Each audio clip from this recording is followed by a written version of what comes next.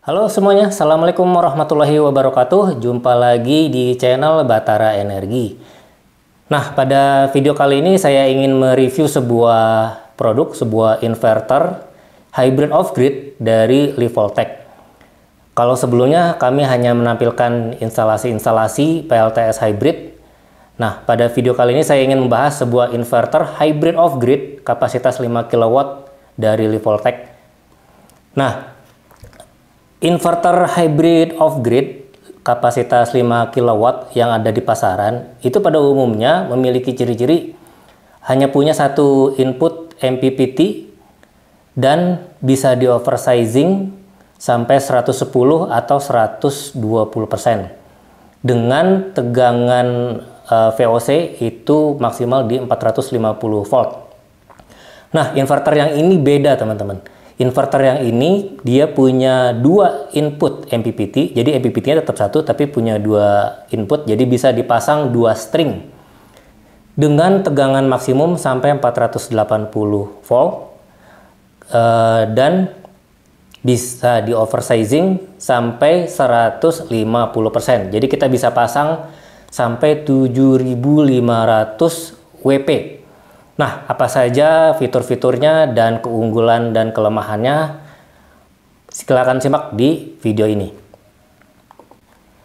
Oke, inverter ini memiliki fitur utama. Yang pertama, dia sudah pure sine wave inverter ya. Jadi, teman-teman mesti perhatikan bahwa inverter untuk PLTS yang modern itu pada umumnya sudah pure sine wave inverter. Jadi, bukan modified sine wave lagi. Jadi, dengan memiliki output pure sine wave, inverter ini bisa menyalakan semua jenis beban, baik beban resistif maupun beban induktif, seperti motor atau kompresor, AC, kulkas, dan lain-lain.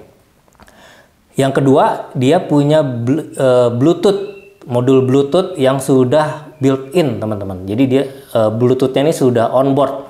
Untuk konfigurasi dan setting inverter ini bisa melalui handphone dengan koneksi Bluetooth. Yang berikutnya punya MPPT, ya jelas ini inverter hybrid MPPT ya.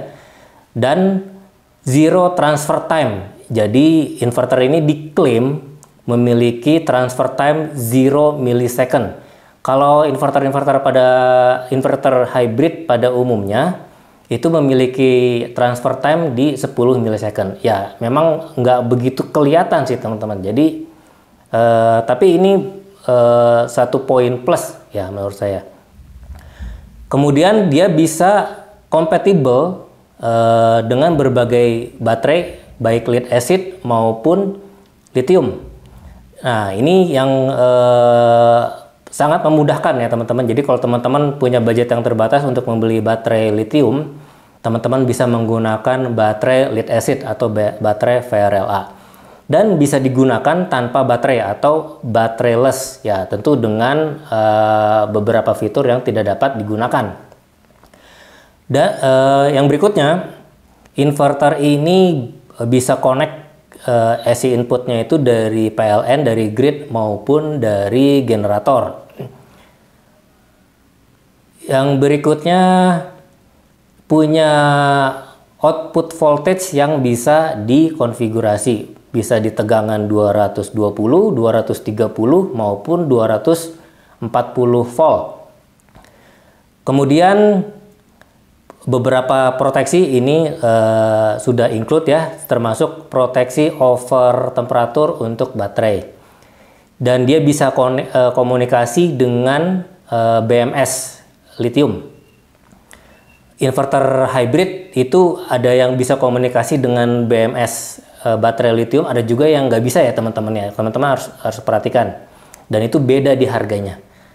Kemudian kita bisa melakukan upgrade firmware inverter ini melalui port USB. Jadi tinggal connect ke laptop dengan kabel USB Type A, itu kita bisa upgrade firmware terbarunya secara langsung. Jadi nggak perlu nunggu technical support dari China-nya langsung. Dan dia bisa diparalel untuk saat ini, untuk versi saat ini yang bisa diparalel dia sampai 3 unit. Kemudian inverter ini memiliki LCD screen yang terpisah. Nah, ini LCD screen-nya saya belum ada ya teman-teman. Mungkin di kesempatan yang lain, di video yang lain akan saya bahas.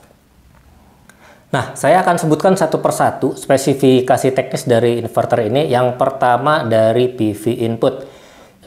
Inverter ini bisa menerima tegangan open circuit voltage itu di 500 volt. Kemudian range tegangan MPPT-nya itu dari 90 sampai 480 volt. Dan ini rentang tegangan yang cukup lebar, teman-teman. Nah, kalau teman-teman perhatikan, inverter hybrid merek lain pada umumnya itu rentang tegangannya antara 120 sampai 450 volt. Dan startup voltage-nya rata-rata di 160 atau 170 volt. Nah, inverter ini punya rentang tegangan cukup lebar dari 90 sampai 480. Nah, ini sangat memudahkan kita yang mendesain PV string mau main di tegangan yang rendah atau mau main di tegangan yang tinggi. Nah, yang berikutnya maksimum PV current, arus maksimum yang bisa diserap oleh inverter ini adalah 25 ampere. Maksimum short circuit current-nya itu di 31,25 ampere. Jadi teman-teman harus perhatikan ini berapa MCB DC yang boleh dipasang di inverter ini. Kemudian jumlah MPPT string-nya, input MPPT-nya ini dia punya 2. Yang berikutnya spesifikasi IC input. Ini input tegangan dia rating inputnya di 230 volt. Untuk mode UPS, dia bisa menerima tegangan paling rendah di 170 dan paling tinggi di 280. Untuk mode EPL, itu bisa menerima tegangan dari 90 volt sampai 280 volt. Jadi ini cocok untuk daerah-daerah atau lokasi-lokasi yang tegangan PLN-nya kurang stabil atau sangat rendah. Kemudian input frekuensinya bisa 50, bisa 60. Dengan AC DC efisiensinya di atas 95% dan maksimum input current-nya di 23,9 atau 24 ampere. Kemudian spesifikasi outputnya sudah pure sine wave ya, dan powernya di 5000 watt. Dan peak powernya di 10.000. Jadi surge power 10.000 ini memungkinkan inverter ini bisa menyalakan beban-beban induktif yang memiliki surge power biasanya 2 kali lipat dari tegangan nominalnya, dari daya nominalnya, maaf. Power factornya 1, jadi ini sangat efisien, dan output tegangannya bisa di 220 dan 230, 240 plus minus 5%. Frekuensi tegangannya di 50 atau 60 Hz. Transfer time-nya di 0 millisecond, kemudian surge power selama 10 second, selama 10 detik untuk overload di 110 sampai 150%, dan 2 detik di 150 sampai 200%. Maksimum efisiensinya dari PV ke AC itu 94%, dan maksimum efisiensi dari baterai ke AC itu di 94%.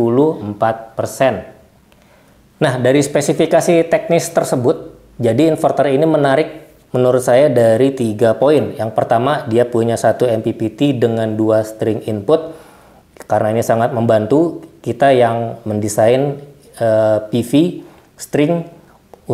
Kita mau pakai 2 string atau 1 string, tidak perlu tambahan combiner box lagi. Tapi mungkin kita masih perlu fuse dan MCB DC ya, juga SPD DC untuk proteksi petir.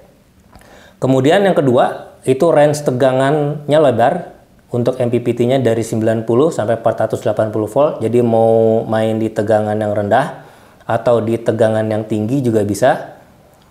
Kemudian range tegangan inputnya juga lebar, jadi dia sangat toleran terhadap tegangan input PLN atau genset yang tidak stabil. Ya, ini sangat menarik ya teman-teman ya.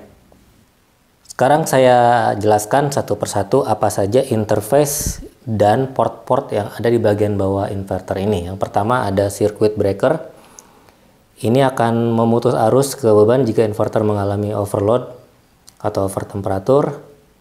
Yang berikutnya ini ada lubang untuk kabel AC input untuk disambungkan ke PLN atau generator. Yang berikutnya ini lubang untuk kabel AC output untuk disambungkan ke beban.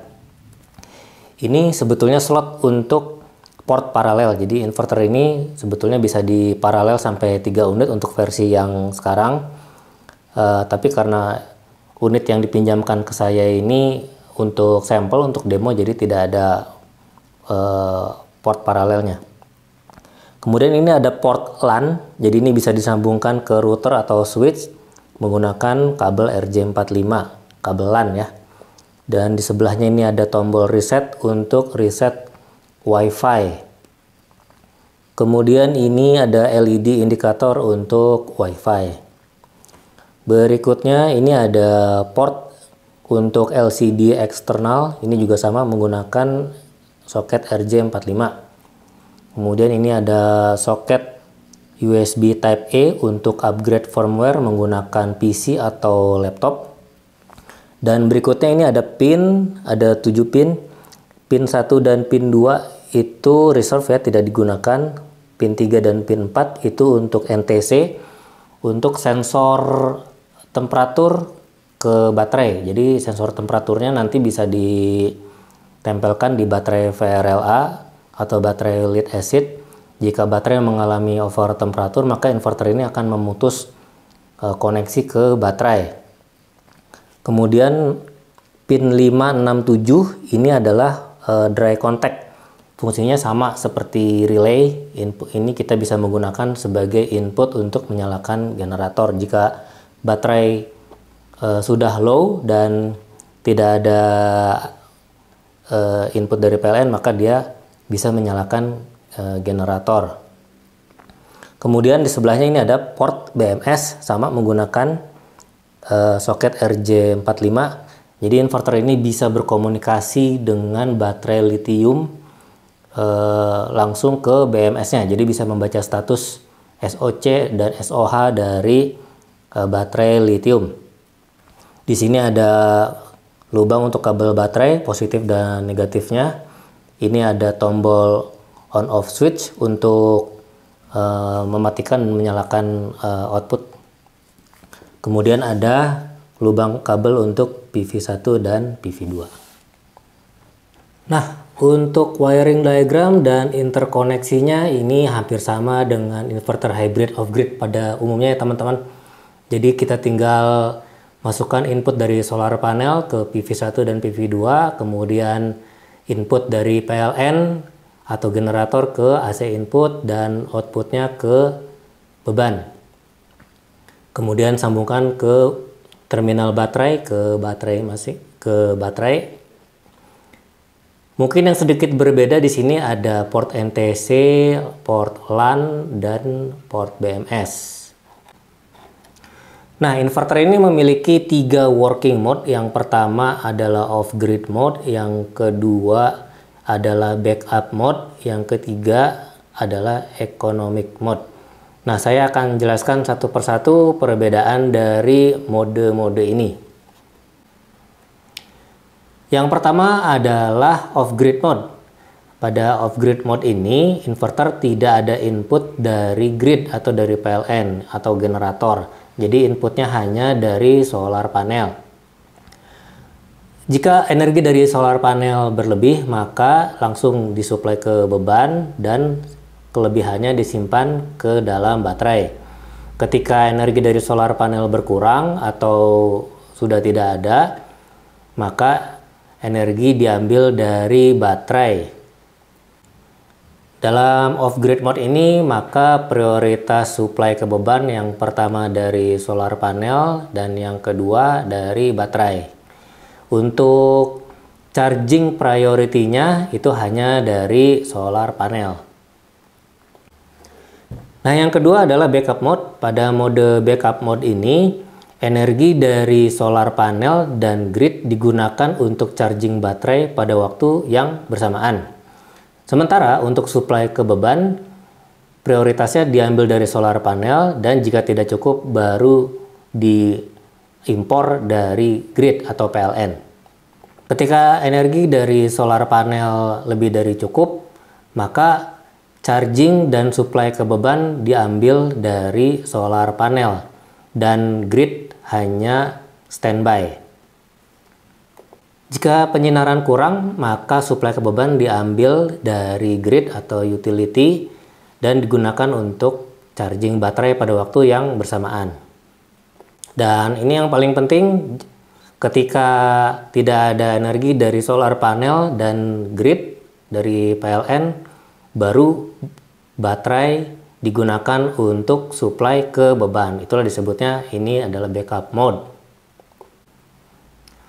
Kesimpulannya, dalam backup mode ini untuk output source priority-nya yang pertama dari solar panel, yang kedua dari grid atau dari utility. Begitu juga untuk charging, itu yang pertama dari solar panel, yang kedua dari utility atau dari grid. Nah, yang ketiga adalah economic mode atau eco mode, dan eco mode ini adalah mode default. Pada eco mode ini, maka suplai ke beban itu mengoptimalkan energi dari solar panel dan baterai. Jika energi dari solar panel dan baterai mencukupi, maka beban disuplai dari solar panel dan baterai. Jika energi dari solar panel berkurang atau tidak cukup, maka energi diambil dari baterai sampai baterai mencapai level paling rendah, low.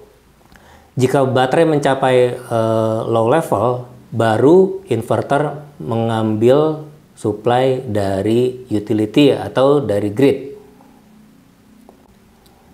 Jadi untuk output source priority-nya, ini yang pertama dari solar panel, yang kedua dari baterai, yang ketiga dari utility. Untuk charging source-nya, yang pertama dari solar panel, yang kedua dari grid atau utility. Nah, jika dibandingkan dengan inverter-inverter lain, untuk mode kerja ini, yang pertama itu mirip dengan inverter-inverter lain, yaitu off-grid mode. Hanya mengandalkan input dari solar panel dan baterai tanpa ada input dari PLN. Yang kedua, backup mode, itu kalau di inverter lain istilahnya SUB, Solar Utility Battery, atau Solar First. Nah, untuk yang ketiga, yang economic mode itu kalau di inverter lain biasanya disebut dengan SBU, Solar Battery Utility. Nah, berikutnya kita akan testing inverter ini, tapi sebelumnya kita akan buka dulu penutup terminal inverter ini untuk lihat apa saja isi di dalamnya. Oke, kita buka sekarang ya.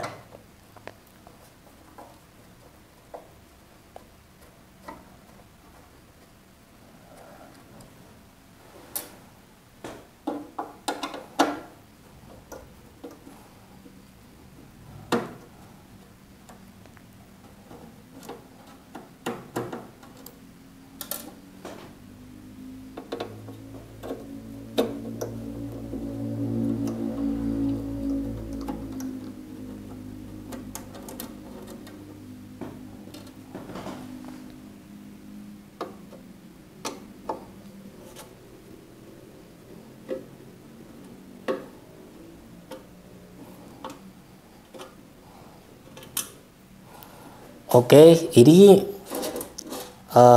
bautnya kecil-kecil, jadi jangan sampai hilang ya teman-teman. Ini banyak teknisi yang selebor, yang teledor, bautnya ini suka hilang nih, yang kayak gini nih.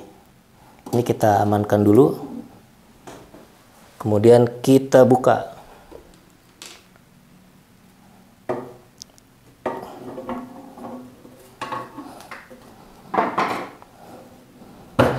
Nah, oke, sudah terbuka. Mari kita lihat. Oke, ini isinya ya teman-teman. Di situ ada port terminal untuk AC input dan AC output. Di sana ada board untuk Bluetooth. Ini fan-nya ada 2 ya.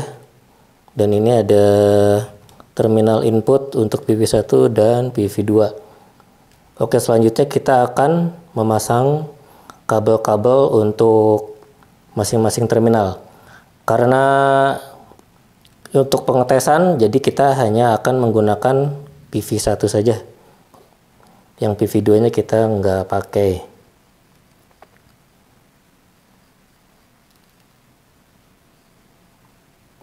Oke, sekarang kita akan melakukan pengujian apakah MPPT dari inverter ini sesuai spesifikasinya, bisa menerima input dari tegangan 90 volt sampai 480 volt, dan startup voltage-nya di angka berapa dan proteksinya di angka berapa. Ini kita menggunakan power supply DC yang adjustable, yang berfungsi sebagai simulasi dari solar panel ya.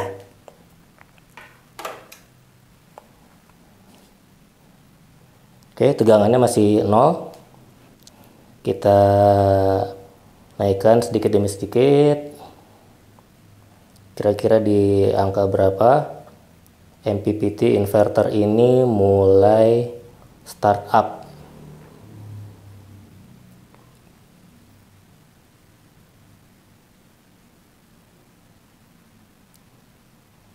Oke, 75. Ya, di angka 81 volt tadi ya teman-teman. Ini 83 belum stabil, kita naikkan dulu.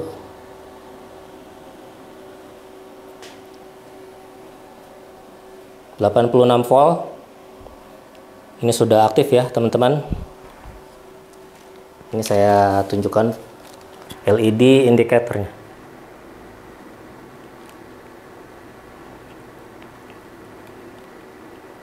Ya, ini LED indikatornya ya.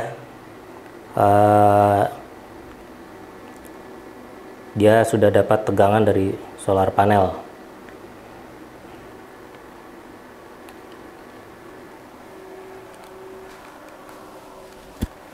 Oke, kita naikkan lagi ke angka 200 coba. Jadi kalau dibandingkan dengan inverter sejenis yang sekelas ya, yang 5 kW, itu biasanya di 120 volt, itu tegangan paling rendah, dan startup voltage-nya itu di angka 170 atau 165. Saya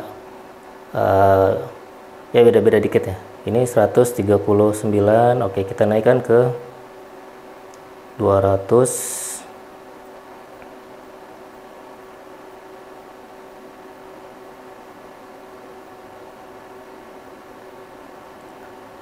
Kalau kami biasanya menggunakan string solar panel yang tegangannya itu di 300-an volt, 340 sampai 360.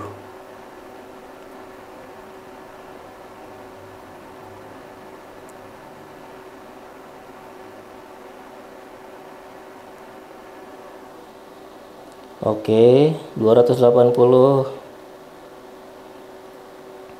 295. Oke, 300. Oke, 300 masih aman. 300 masih aman.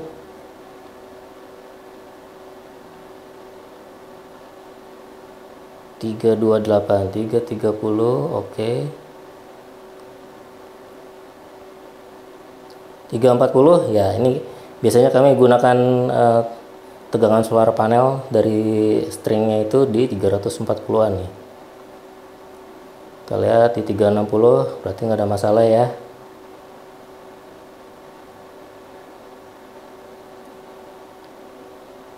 Kalau teman-teman bisa dengar, itu suara fan dari inverter dalam keadaan normal ya, segini ya teman-teman ya.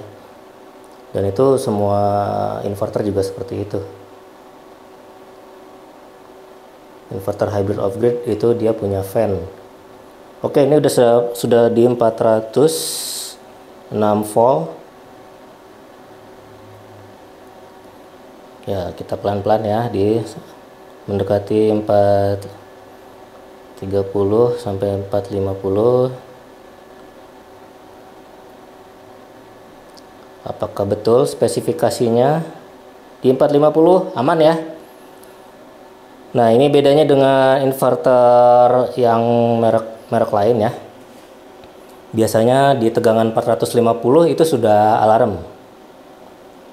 Jadi kita tidak bisa memasang solar panel yang stringnya itu tegangannya di 450, itu pasti sudah alarm. Ini belum alarm ya, masih normal. Kita naikkan lagi ke 460. Apakah normal? Masih normal ya. Oke, kita naikkan lagi ke 470. Ini 468, 469, oke. 470 masih normal, bagus. Jadi dengan input tegangan sampai sebesar ini, kita bisa menggunakan solar panel yang VOC-nya itu di 46 volt, 46,1 misalnya, seperti Trina 575 atau Longji yang 555 atau Jinko yang 550, 555, itu tegangannya di 46 ya, 46 volt. Bisa dirangkai seri sampai 10 lembar untuk mencapai tegangan di 460. Ini berarti inverternya bisa terima. Ini 472, oke. 475 apakah masih bisa? Oh, masih bisa ya. Kira-kira di angka berapa dia alarm? Ya, ini sudah alarm ya teman-teman. Di 477. Ini LED indikatornya, teman-teman bisa lihat sudah alarm. Jadi dia cut off. Kalau alarm dia cut off dari solar panel. Oke, di 477 ya. Jadi amannya di 475.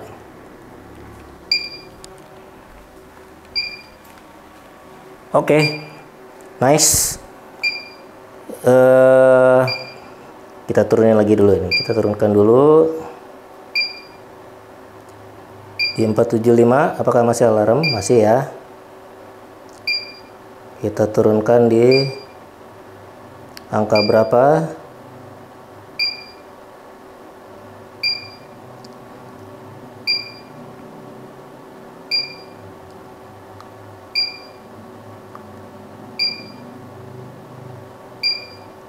Dan jangan coba-coba pasang solar panel yang tegangannya melebihi tegangan MPPT dari inverter ya, karena itu akan menyebabkan PV over voltage dan inverternya bisa terbakar. Dan ini tegangan DC ya teman-teman, ini sangat berbahaya. Jangan sampai kesetrum. Ini tegangan DC teman-teman. Nah, oke, di 442 ini sudah normal lagi. Nah, ini saya tunjukkan ini tegangan di 442 dan inverternya sudah normal lagi nih. Oke.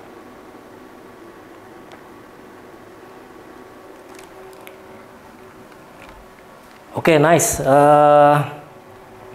Dengan input tegangan yang cukup lebar seperti ini sangat membantu kita dalam mendesain PLTS hybrid off grid, di mana kita ingin melakukan oversizing solar panelnya melebihi spesifikasi, misalnya di 150%.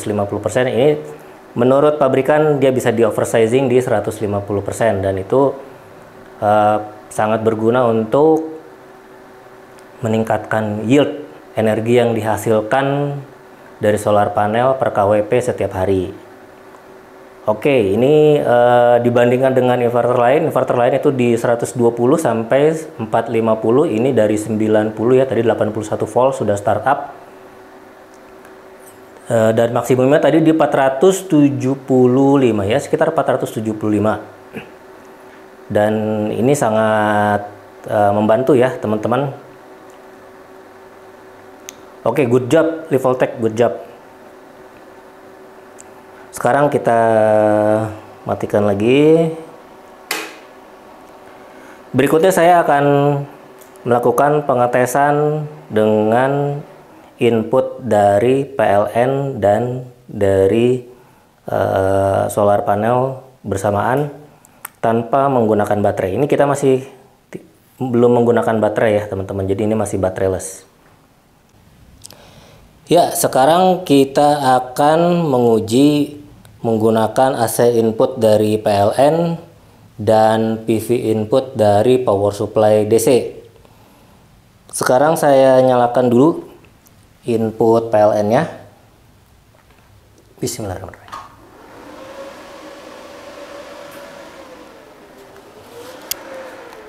Oke.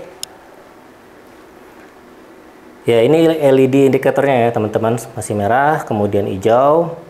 Ini dia ada jeda beberapa detik. Itu indikator gridnya sudah nyala ya, warna putih. Kita tunggu beberapa detik.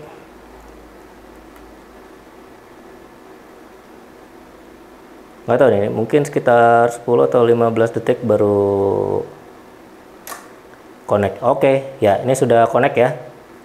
Sekarang inverter ini menggunakan input dari PLN.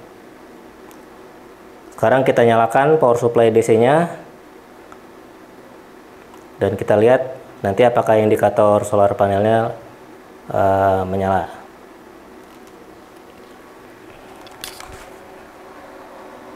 Oke, kita nyalakan ya. Bismillah. Ya, itu di tegangan 380 volt. Dan ini LED indikatornya sekarang ya, teman-teman. Bisa lihat indikator solar panelnya sudah menyala dan sudah tersambung ke inverter. Jadi inverter ini menggunakan dua input dari solar panel dan dari PLN. Berikutnya kita akan tes menggunakan baterai lithium. Ini masih tanpa baterai ya teman-teman. Hanya untuk menguji apakah betul inverter ini bisa beroperasi bateraieless dengan tanpa baterai.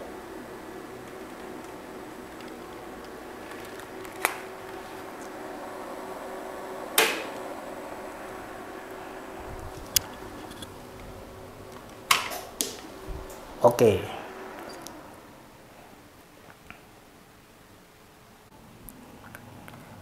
Nah, sekarang saya menggunakan baterai LFP ya, teman-teman.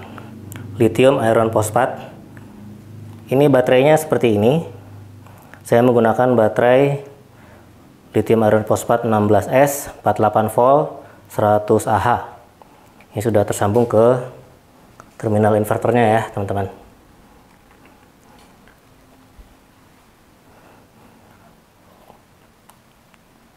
Sekarang kita nyalakan dulu input PLN. Bismillah.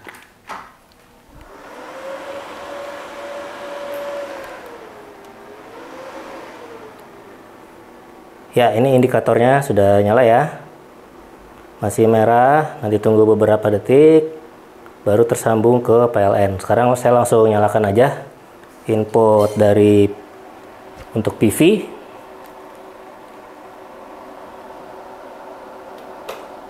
Ya, di 368 volt ya. Di sini input dari PV sudah masuk. Tinggal menunggu input dari PLN. Oke, sudah masuk ya. Sekarang kita nyalakan baterainya. Pertama kita nyalakan dulu tombol powernya.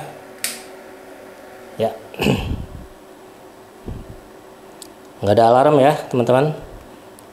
Baterainya normal. Sekarang kita nyalakan MCB-nya.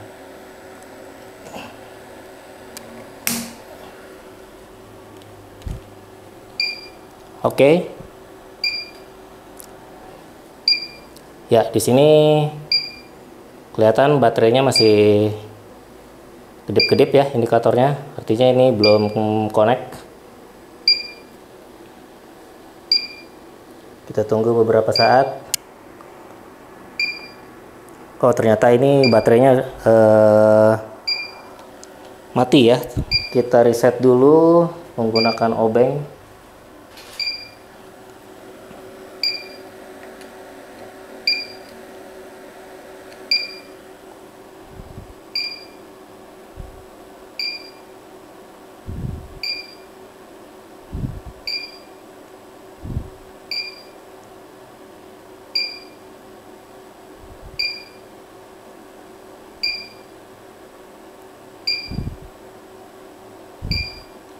Oke, ini kalau sudah masuk.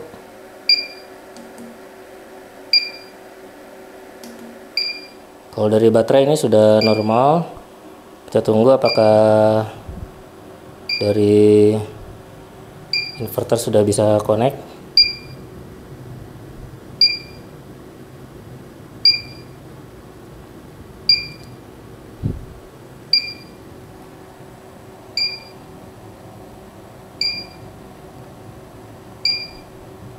Oke, mungkin coba saya matikan dulu untuk MCB untuk PV input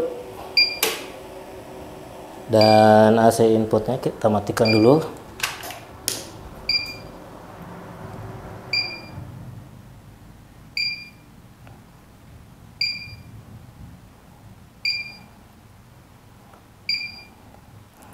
Oke, coba saya cek dulu nih, ini kenapa ini?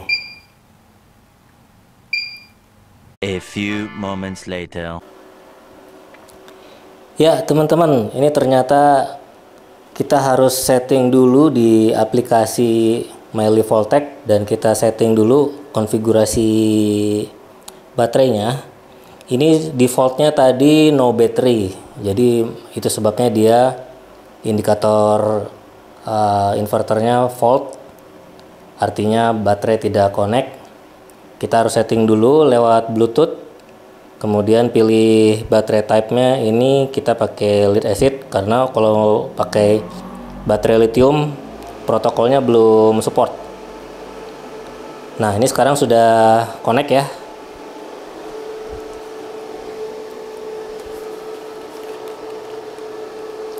Ya, ini teman-teman bisa lihat untuk indikator baterainya ini sudah hijau. Sekarang kita nyalakan input PLN-nya.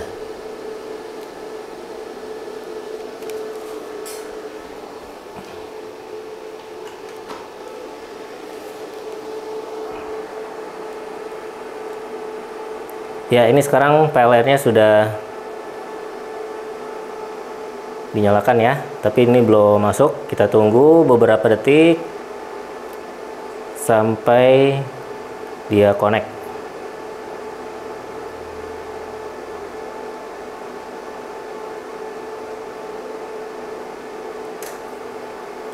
Oke, ya ini dari PLN sudah, dari solar panel sudah, baterai juga sudah. Ini baterainya kebetulan sudah full,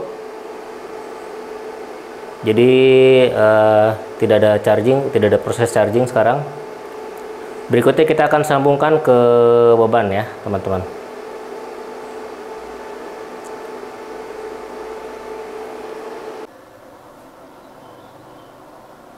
Oke, sekarang kita akan melakukan uji pembebanan. Saya menggunakan beban 5 buah lampu halogen masing-masing 1000 watt. Tapi mungkin dayanya nggak sampai 1000 watt, mungkin sekitar 800 watt. Nanti kita lihat di aplikasi pemakaian bebannya berapa. Untuk setupnya, inverter ini hanya menggunakan input dari baterai ya, jadi off grid mode, tidak ada input dari PV. Dan untuk ke beban, saya menggunakan ini box MCB, masternya di 32 ampere, kemudian masing-masing 6 ampere ke masing-masing lampu. Nanti kita cek berapa suhu inverter di beban maksimal, kemudian tingkat kebisingannya di berapa dB. Oke, kita nyalakan dulu untuk MCB masternya. Ini beban sudah nyala ya, ini satu. Oke, kita nyalakan beban yang pertama. Oke, satu lampu. Kita lihat di aplikasi apakah sudah terbaca. Ya, sudah terbaca 744 watt ya, 0,744 kilowatt. Ya, ini sudah terbaca ya, 0,742 kilowatt. Oke, kita lanjut dengan nyalakan lampu yang kedua. Ya, sudah dua lampu. Sekarang bebannya di 1,492. Hampir 1500 watt ya. Jadi ini lampunya sekitar 750 watt. Oke, kita nyalakan lampu yang ketiga.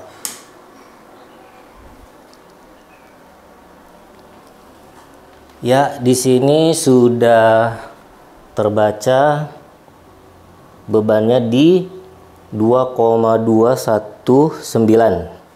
Ya, 2,2 kilowatt. Coba kita cek berapa noise-nya.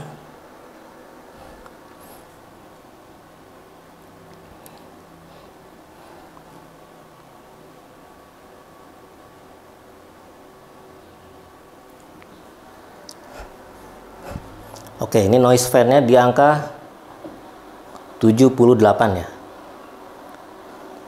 Ya, rata-rata di 69 dB, maksimum di 85. Ini teman-teman bisa lihat.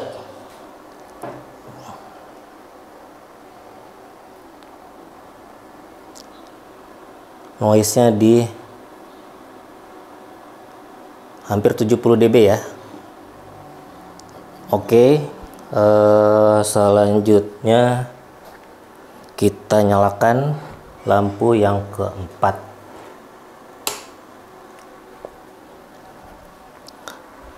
Nah, ini lampu yang keempat, noise-nya masih sama. Kemudian kita lihat aplikasi di 2,9 kilowatt. Oke, kita lanjutkan dengan lampu yang kelima.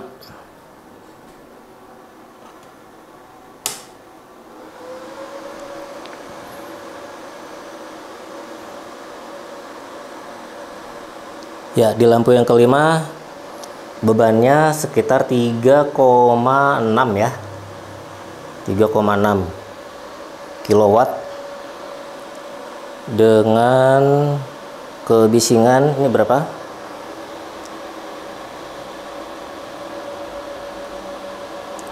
Sekitar 80 dB ya.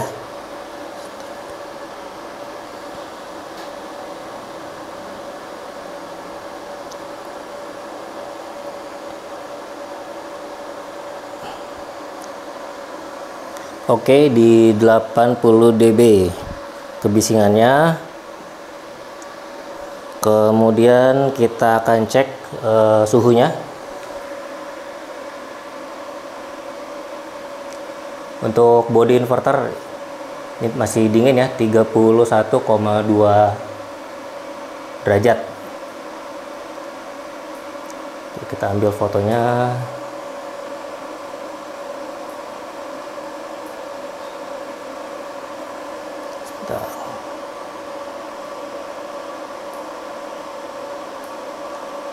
Oke, udah. Kemudian bagian bawah inverter ini, jadi karena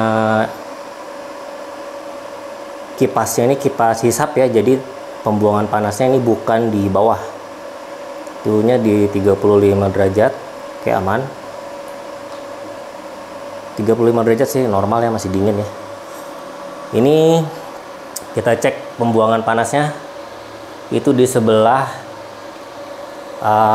kiri atas ya. Tuh teman-teman bisa lihat di sebelah kiri atas itu suhunya ya masih di 30 derajat juga nih. Masih 30 derajat. 32.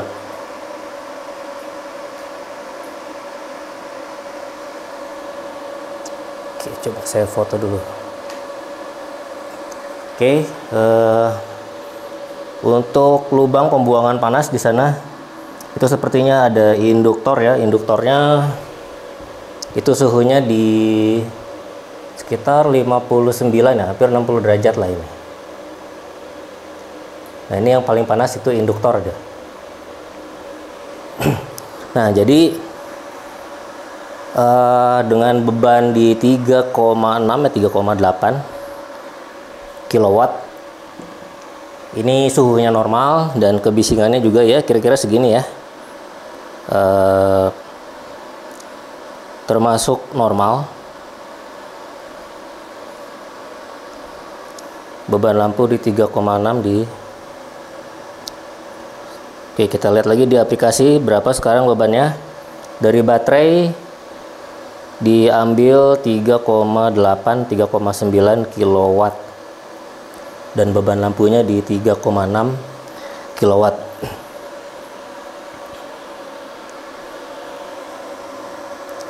Oke, sekarang tadi sudah pembebanan bertahap, sekarang kita cek dengan kita matikan dulu semua bebannya. Ya. Sudah terbaca di aplikasi belum? Di aplikasi masih 3,6. Oke, sudah 0 ya. Sekarang kita nyalakan secara serentak. Berarti beban 3,6. Ya. Oke, di 3,6 inverternya masih normal ya teman-teman. Jadi bisa langsung menyalakan beban secara serentak. Nah, dengan pembuangan panas di sebelah kiri atas ini sangat penting kita punya clearance ya di daerah kanan kiri, jangan sampai kurang dari 20 cm agar pembuangan panasnya itu sempurna dan inverter tidak mengalami overheat. Oke, nice, good job Livoltech.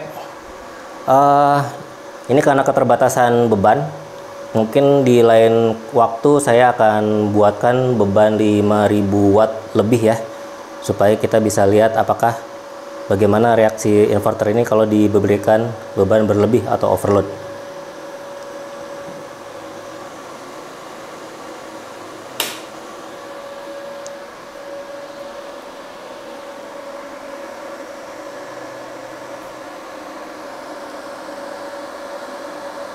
Ya, setelah melakukan pengujian dengan pembebanan di 3900 hampir 4000 watt, saya dapatkan beberapa kesimpulan berikut keunggulan dan kekurangannya.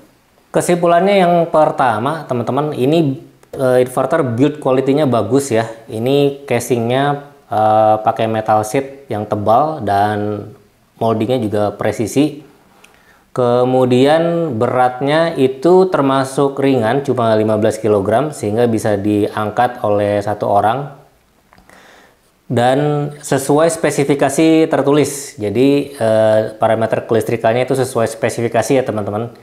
Kemudian punya port interface yang cukup lengkap. Yang kelima, ini dia dilengkapi aplikasi monitoring untuk user dan installer. Jadi ada beberapa inverter hybrid itu hanya dilengkapi dengan aplikasi monitoring untuk user, sehingga installer atau EPC seperti kita kalau melakukan troubleshooting itu harus masuk dengan akun usernya dulu baru kita bisa melakukan monitoring. Selain itu, poin yang lainnya adalah dari segi thermal dan noise kebisingan juga tidak ada masalah ya teman-teman. Oke, selanjutnya ini keunggulan. Keunggulan yang pertama tadi sudah saya sebutkan, itu dia punya 2 input MPPT. Untuk inverter hybrid off-grid 5 kW rata-rata hanya punya 1 input MPPT. Yang kedua, range tegangan input MPPT-nya juga cukup lebar dari 90 volt sampai 480 volt. Tadi di pengujian kita dapatkan di tegangan 81 volt sampai 477 volt ya teman-teman. Yang ketiga, kita bisa oversizing DC-AC ratio-nya sampai 150%. Untuk inverter hybrid off-grid kapasitas 5 kW rata-rata hanya bisa di oversizing di 110 sampai 120%. Yang keempat, ini bisa di paralel ya. Yang kelima, bisa upgrade firmware langsung dari laptop maupun PC melalui port USB Type E, dan ini sangat memudahkan kalau kita ingin melakukan update firmware gitu. Yang keenam, ini bisa terkoneksi ke jaringan lewat LAN, Ethernet maupun Wi-Fi. Yang ketujuh, dia punya built-in Wi-Fi, Bluetooth dan LAN ya, sehingga mudah terkoneksi dengan smartphone. Nah, ini salah satu poin penting juga karena saya beberapa kali instalasi beberapa inverter hybrid off-grid merek lain, itu data loggernya itu agak susah untuk kita koneksikan dengan smartphone, itu suka nggak kedetek gitu. Tapi ini termasuk mudah. Yang kedelapan, dia support baterai lead acid maupun lithium ya, dengan catatan tertentu. Oke, selanjutnya kekurangan dari inverter ini opini pribadi, boleh setuju maupun tidak setuju ya. Yang pertama, yang paling kelihatan itu dia tidak punya layar LCD internal teman-teman. Dia hanya dilengkapi dengan indikator LED saja yang menunjukkan indikator grid, PV, baterai, dan beban. Tidak ada kode fault. Kalau misalnya terjadi fault, itu kita kesulitan dan kita harus cek di aplikasi dulu untuk melihat ini kode faultnya apa, dan ini sangat merepotkan teman-teman. Mungkin kalau ada layar LCD eksternalnya itu bisa terselesaikan ya, tapi alangkah baiknya inverter hybrid off-grid itu punya layar LCD internal yang cukup verbose gitu, informasinya cukup detail, sehingga hanya dengan sekali melihat saja jika terjadi fault kita sudah tahu ini akar masalahnya di mana. Apakah dari input AC-nya, apakah dari input PV-nya, apakah dari baterainya, atau ada problem di bebannya gitu. Kemudian ini walaupun bisa diparalel, hanya bisa diparalel sampai 3 unit untuk versi yang sekarang ya teman-teman. Nggak tahu kalau misalnya di versi yang akan datang dia sudah bisa diparalel lebih dari 3 unit, itu akan jauh lebih baik ya. Sebagai perbandingan untuk inverter sekelas ini, dari merek Growatt model SPF 5000 ES itu bisa diparalel maksimum di 6 unit, baik single fast maupun 3 fast. Mudah-mudahan di versi yang akan datang dia bisa diparalel lebih dari 3 unit ya. Kemudian kalau kita menggunakan baterai lithium itu kan ada port BMS-nya ya. Jadi ini wajib terkoneksi ke port BMS dari baterai lithium. Sayangnya baterai lithium yang disupport oleh inverter ini baru 3 brand saja teman-teman. Yang pertama dari Pylontech, yang kedua Dakin, yang ketiga dari brand Livoltech ini sendiri. Di luar brand itu dia belum bisa komunikasi, jadi protokolnya itu belum support gitu. Jadi kalau kita punya baterai lithium di luar 3 brand tersebut, ya kita harus setting inverter ini seolah-olah menggunakan baterai lead acid gitu. Ya ini sayang banget ya teman-teman. Kemudian setting aplikasinya ini juga masih terlalu sedikit. Belum ada setting untuk AC charging current itu berapa ya kan. Kalau di inverter lain itu ada maksimum charging current berapa, AC charging currentnya itu berapa. Terus kemudian bulk voltage dan floating voltage-nya berapa, itu kita bisa atur sendiri gitu. Kemudian belum ada output timer, belum ada charging timer gitu. Jadi kita kalau di inverter lain itu ada fitur output timer dan charging timer. Kita bisa atur apakah inverter ini beroperasi 24 jam atau hanya di jam-jam tertentu saja. dan chargingnya juga apakah bekerja di 24 jam atau jam-jam tertentu saja. Ya, mungkin desainer dari Livoltech ini, inverter Livoltech ini, tim R&D-nya itu memang punya tujuan khusus ya, mungkin sesimpel mungkin aplikasinya. Memang aplikasinya cukup simpel ya teman-teman, tapi memang setting-settingnya itu masih terlalu sedikit sehingga kita kurang fleksibel untuk melakukan customisasi gitu di lapangan untuk menyesuaikan dengan baterai-baterai yang lain. Ya, saya kira demikian kesimpulan. Saya sudah sebutkan keunggulan dan kelemahannya. Apakah inverter ini layak dibeli? Kalau menurut saya sih cukup layak dibeli ya, dengan harga yang ya kurang lebih hampir sama dengan merek Growatt yang SPF 5000 ES, dengan beberapa catatan tentunya. Salah satu keunggulan Livoltech ini dibandingkan merek lain, walaupun merek lain itu brand global, Livoltech ini dia punya kantor di sini teman-teman, di Jakarta, di Kuningan, dan punya pabrik di Karawang, di kawasan industri Karawang. Kalau brand-brand inverter merek lain itu baru ada yang hanya punya kantor perwakilannya saja di Jakarta, tapi tidak punya pabrik di sini. Ada yang tidak punya kantor pemasaran, tidak punya kantor perwakilan di sini, tidak punya pabrik juga di sini. Jadi hanya distributornya saja gitu yang melayani penjualan. Dan after sales-nya itu ya bisa dibilang ya kurang begitu bagus kalau yang brand-brand yang lain. Untuk Livoltech ini saya kira dengan kantor pemasaran yang ada di sini, maksud saya kantor perwakilan yang ada di sini dan pabrik yang ada di sini, artinya dia sudah cukup serius untuk menggarap pasar Indonesia. Dia melihat Indonesia sebagai negara yang cukup strategis gitu. Kalau misalnya nggak strategis, ngapain dia punya kantor perwakilan dan pabrik di sini gitu. Kalau yang lain mungkin hanya melihat Indonesia sebagai area penjualan saja, sebagai market saja, nggak begitu serius untuk digarap gitu teman-teman. Dan masukan untuk Livoltech, semoga di versi yang akan datang ada improvement baik dari segi hardware maupun firmware-nya ya, dari juga software-nya, dari aplikasinya, semoga bisa lebih advance lagi gitu. Sehingga memudahkan kami nih para installer ini kalau misalnya melakukan troubleshooting itu gampang gitu. Oke, saya kira demikian.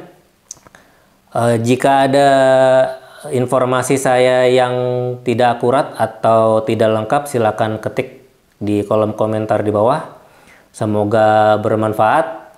Sampai ketemu di video-video selanjutnya. Assalamualaikum warahmatullahi wabarakatuh.